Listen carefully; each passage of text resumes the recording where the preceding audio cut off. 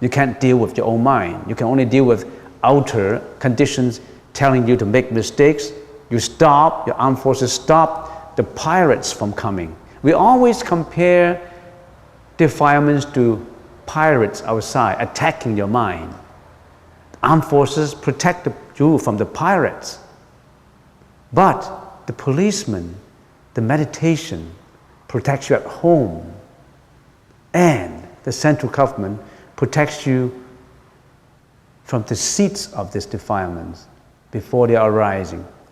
So you see how important is prajna? So what's the meaning of prajna then? So now you know, I should talk a little bit more. And some people would say, do you practice this separately? You practice morality first, and then you practice meditation, and then you practice wisdom. Do you take it by stages? You don't take it by stages. Take it all at once, simultaneously. If you just build up the armed forces without a central government and without the policemen, it's not going to be peaceful.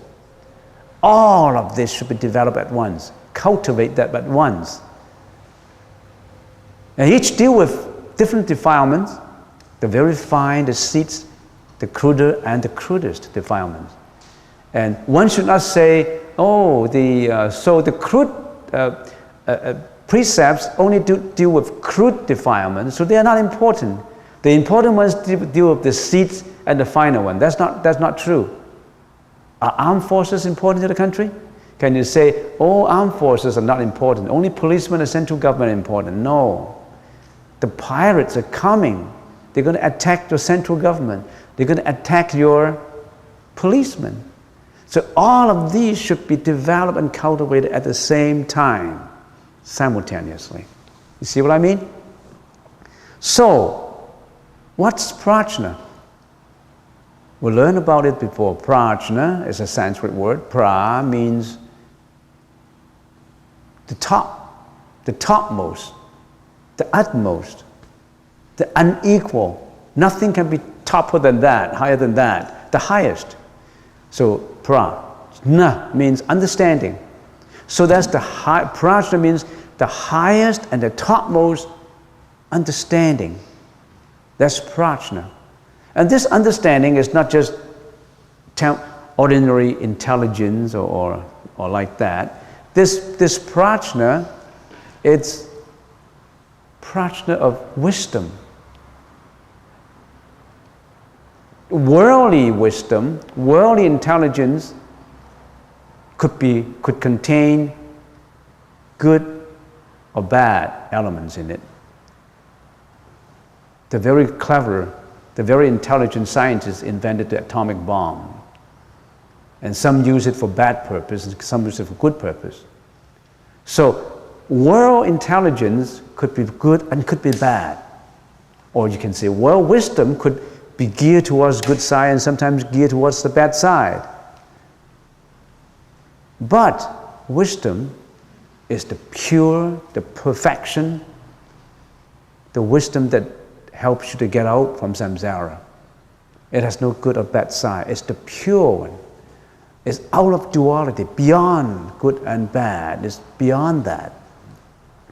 So, the Buddha preached for 49 years, and the Chinese Buddhist scholars classify his teaching into 5 periods. I'm telling you this 5 periods so that you know the importance of prajna. As I said, today is just an introduction. We're going to take it, this sutra is a long sutra, we're going to do it a little slowly so that you can absorb more and more. By the time you finish listening to it, you know almost like a major portion of prajna paramita. The Buddha preached for 49 years. Buddhist scholars classified his teaching into 5 periods, and you have to know these 5 periods. If you know these 5 periods, you will know what kind of sutras the Buddha talked about in different periods. And there is a gatha, a poem that says like this, and I'm going to translate it for you so that you understand the different times and the sutras of the Buddha's teaching. In the first period of his teaching, the Buddha turned his first Dharma wheel, that is to say, to teach for the first time. His teaching resulted in the compilation of Avatamsaka Sutra. This is a very profound sutra. Only great Bodhisattvas, Maha Bodhisattvas, understood the profound meaning. So the Buddha only gave a short lecture for 21 days. The first Dharma wheel, according to the Mahayana approach, the first one he turned, Mahayana Buddhism, is the Avatamsaka Sutra, and he lectured for 21 days. The only great Bodhisattvas knew the profundity of the sutra, so he turned to some easier philosophy so that most of the audience would understand. So he talked about Avatamsaka for 21 days only. Huayan That's a very profound sutra, and there's translations for it. There's even English translation for it, I think. You have to look for it on the internet. And then the second period, the Buddha taught the Agamas Sutra, basically the Hinayana approach and the Theravada approach of Buddhism. This second period, he taught only not for 21 days, he taught for 12 years. Off and on and off and on, and Agama Sutra, A-G-A-M-A-S. Lots of Agama Sutras. Should look for it in the internet. Basically, it's very related to the Theravada school of Buddhism. We have to learn it, the Agama Sutras, different Agama Sutras. That's the second period. He turned to the easier philosophy, to another group to the mass assembly of audience. Because what's the point if only great Bodhisattvas understand, ordinary people don't understand? So after 21 days, he turned to the easier philosophy. For 12 years, he taught the Agama Sutra, the Theravada approach. But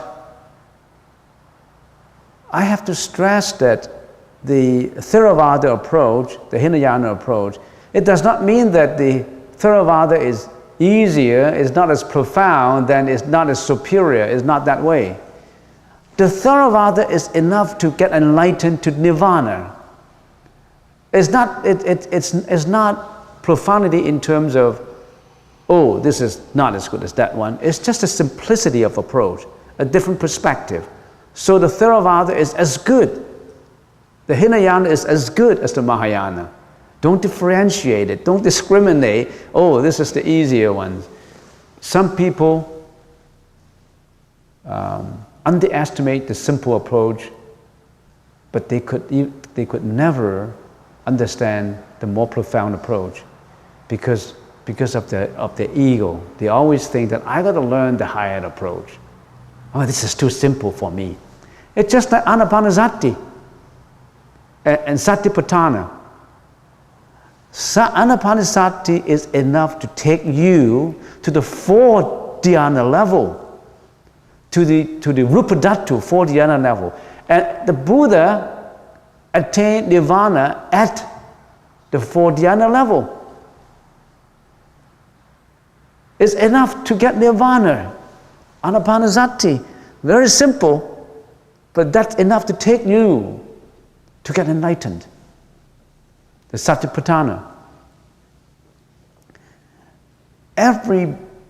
Everyone has different causality in learning. One approach, different approaches, the many approaches. This approach to be easier for me, and this approach I have special linkage with this because I learned it in my previous life, and immediately I can link to it. It's not because of this is simple, this is profound, this is not as good, this is superior, this is not as superior. Don't discriminate that. Never discriminate that. So, how about the third period after the Agamas Sutras? The third period, the Buddha taught Vaipoya Sutrani, the profundity of which is in between Hinayana and Mahayana. Here, also, no difference, it's just a different approach, the Vaipoya Sutrani. That's the third period. And he taught it for 8 years. For 8 years. So for another 8 years. And how about the fourth period? The fourth period is the teaching of prajna. And the fourth period, after the agamas, after Avantamsaka, after the Vaipula Sutrani, the Buddha started with prajna, paramitta, prajna. And the Buddha taught for 22 years on this subject. That's the longest. So you can appreciate the importance of prajna. Nobody would understand basic Buddhism without understanding prajna. And of course, there's also prajna in agamas and avantamsaka. It's just the emphasis. It does not mean in the first period Buddha never talked about prajna, or in the second period he never talked about prajna. It's just the emphasis. The emphasis on 22 years is on prajna. That's the fourth period for 22 years. And how about the fifth period? The Buddha taught 5 periods. The fifth period is the teaching of Saddharma Pundarika Sutra. The Saddharma Pundarika, some translators, some experts translate it as the lotus of the wonderful law. The lotus of the wonderful, or the Lotus Sutra. There's English translation for it, the Lotus Sutra. I think English translation by our university, UBC, 30 years ago, there was a famous professor who specialized in Lotus Sutra, and his name is Hervis, yes. UBC used to have one of the strongest Buddhist faculty in North America. And Hervis, unfortunately I didn't meet him, and he passed away about 15 years ago, maybe 10 years ago. And he translated the Lotus Sutra from, I think from Sanskrit, either from Sanskrit or from Chinese. He's a Sanskrit expert, Hervis. So the fifth period is the teaching of Saddharma Pundarika, the Lotus of the Wonderful Law Sutras. There's one translated by Soothhill, a British scholar, Soothhill. And also, the fifth period also has the Nirvana Sutra. The Nirvana Sutra and the Saddharma Pundarika.